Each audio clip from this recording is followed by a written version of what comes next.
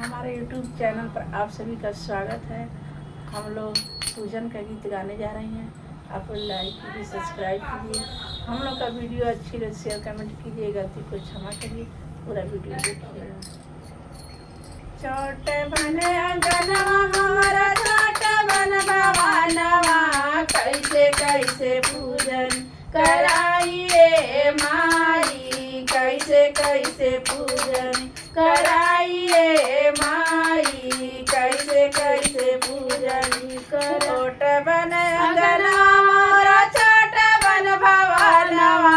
कैसे कैसे पूजन कराइए माई, कैसे कैसे पूजन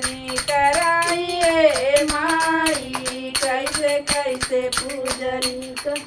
हमारे पूजनिया में ब्रह्मा जी आईनी हो, ब्रह्मा जी आईनी हमारे पूजनिया में ब्रह्मा जी आईनी हो, ब्रह्मा जी आईनी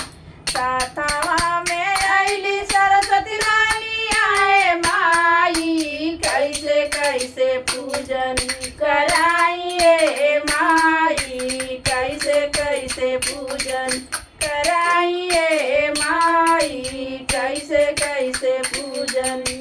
छोट बन अंगनवा मोर छोट बन भवानवा,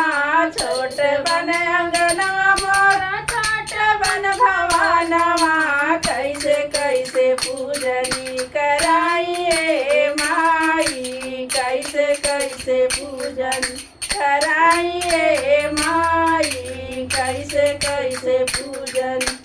हमारे पूजनिया में विष्णु जी आईनी हो, विष्णु जी आईनी हमारे पूजनिया में विष्णु जी आईनी हो, विष्णु जी आईनी सातवा में आईली लक्ष्मी रानी आए माई, कैसे कैसे पूजन कराइए माई, कैसे कैसे पूजन कराइए माई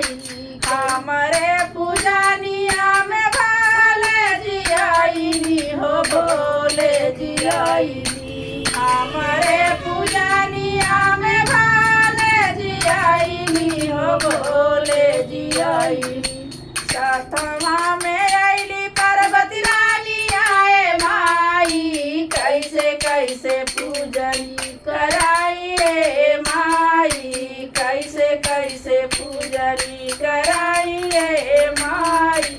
कैसे कैसे पूजन छोटे बन अंगनवा मोर छोट बन भवानवा, छोटे बन अंगनवा मोर छोट बन भवानवा, कैसे कैसे पूजन कराइए माई, कैसे कैसे पूजन कराइए माई, कैसे कैसे पूजन हमारे पूजनिया में राम जी आईनी हो, राम जी आईनी हमारे पूजनिया राम जी आईनी हो, राम जी आईनी सातवा में आईली सीता रानी आए माई, कैसे कैसे पूजन कराइए माई, कैसे कैसे पूजन कराइए माई, कैसे कैसे पूजन हमारे पूजनिया में कृष्णा जी आईनी हो, कृष्णा जी आईनी हमारे पूजनिया में कृष्णा जी आईनी हो, कृष्णा जी आईनी सातवा में आईली राधा रानी आए माई, कैसे कैसे पूजन कराइए माई, कैसे कैसे पूजन कराइए माई, कैसे कैसे पूजन